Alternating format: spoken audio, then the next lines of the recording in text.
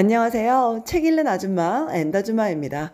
오늘도 신나는 일요일 아침인데요. 노년내과 의사가 알려주는 감속 노화 실전법, 정유현 작가님의 느리게 나이 드는 습관을 낭독해 보도록 하겠습니다.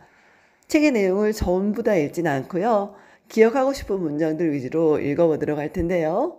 여러분들과 함께 귀한 깨달음과 배움의 시간이 되면 좋겠습니다. 낭독 시작하겠습니다. 유연한 몸, 자연스러운 움직임. 자신에게 맞는 방법을 학습해 루틴화하라.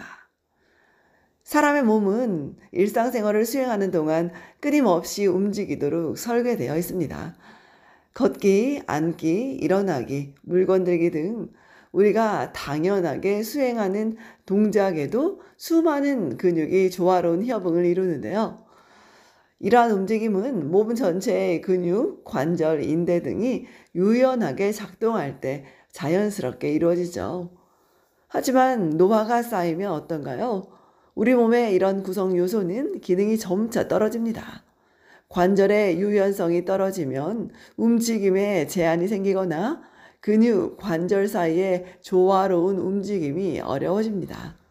신발끈을 묶거나 바닥에 떨어진 물건을 줍는 것과 같은 당연한 활동이 어려워지고 걷기나 계단 오르기 등 기본적인 동작에도 관절에 문제가 생기죠. 고관절과 다리의 움직임이 떨어져 보폭이 제한되고 걷는 속도가 느려지기도 합니다. 유연성 저하의 악순환.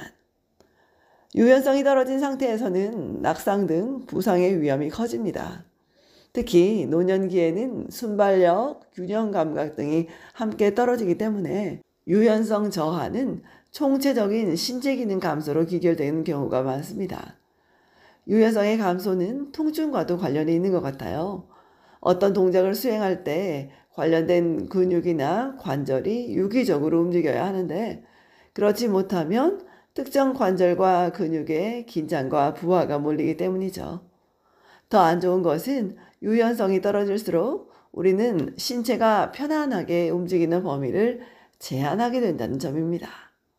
그 결과 일상에서 자주 사용되는 근육과 관절의 사용 빈도는 점점 더 줄어듭니다.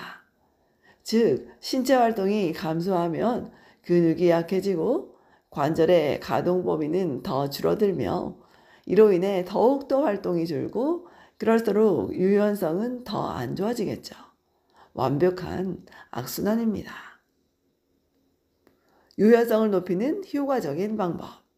식상하게 들릴 수 있지만 유연성을 향상하는 가장 효과적인 방법의 하나는 규칙적인 스트레칭을 포함한 근육과 관절의 사용이에요. 스트레칭은 근육과 인대를 늘리고 관절의 가동 범위를 확장하며 근육의 힘과 내구성을 향상합니다. 오랜 기간 쌓인 긴장과 경직을 해소하기 위해서는 매일 이렇게 스트레칭을 하는 것도 좋겠지만 적어도 일주일에 3-4번은 꾸준히 해야 효과를 볼 수 있다고 해요. 거창한 운동이라고 생각하기보다 매일의 루틴처럼 하루에 단 몇 분씩이라도 꾸준히 수행해야 한다고 합니다. 또한 스트레칭은 조심스럽게 시작해 점진적으로 강도를 높이는 것이 좋다고 하는데요. 아플 때까지 관절을 찢으려고 시도하는 사람이 많은데 근육에 과도한 부담을 주지 않고 부드럽게 수행해야 한다고 합니다. 이렇게 근육이 부드럽게 늘어나는 것을 자연스러운 들숨, 날숨과 함께 느껴야겠죠.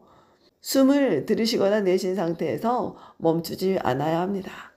이런 면에서는 스트레칭이 마음챙김 명상과 비슷하다고 해요. 한 부위보다는 몸 전체를 아우르는 동작이 좋겠고요.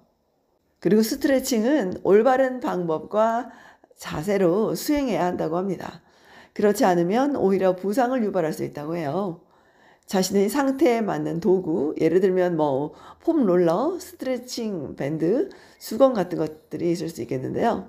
이러한 도구를 이용하는 것도 좋은 방법이 되겠죠. 유튜브 등을 참고하는 것은 도움이 될 수 있지만 내가 오랫동안 유지해온 습관이 개입되어서 되려 다른 근육이나 인대에 자극을 줄 가능성이 높기도 합니다. 그래서 우리는 전문가의 도움을 받아서 자신의 체형과 상태에 맞는 스트레칭 방법을 학습하는 것을 추천드립니다. 스트레칭이 아니더라도 다양한 운동으로 자연스럽게 유연성을 높일 수 있다면 더욱 좋겠죠. 요가나 필라테스, 태극권, 태권도, 발레 등의 운동은 전신의 유연성을 강화하는 데 도움이 됩니다. 이런 활동은 평소에 잘 사용하지 않는 근육과 관절을 움직이게 하고 이 과정에서 자연스럽게 유연성을 향상시킵니다. 그뿐 아니라 근육의 균형과 조화를 유지하는 데도 도움을 주며 그로 인해 신체의 자연스러운 움직임을 유지하고 개선하도록 도와줍니다.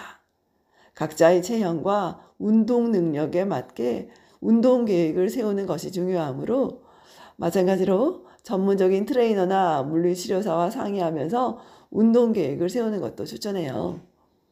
유연성을 고려하는 측면에서는 한 가지 종목의 운동만 하는 것보다 다양한 운동을 번갈아 하면서 서로 다른 관절과 근육이 사용될 기회를 만드는 것이 좋겠죠.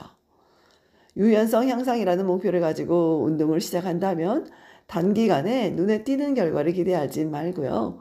장기적인 관점에서 접근해야 합니다. 유연성 향상은 즉각적인 결과를 가져오는 것이 아니죠. 신체가 스트레칭 루틴에 적응하고 관절과 근육이 점차적으로 늘어나는 과정은 꾸준한 노력과 투자를 필요로 하는 일이에요.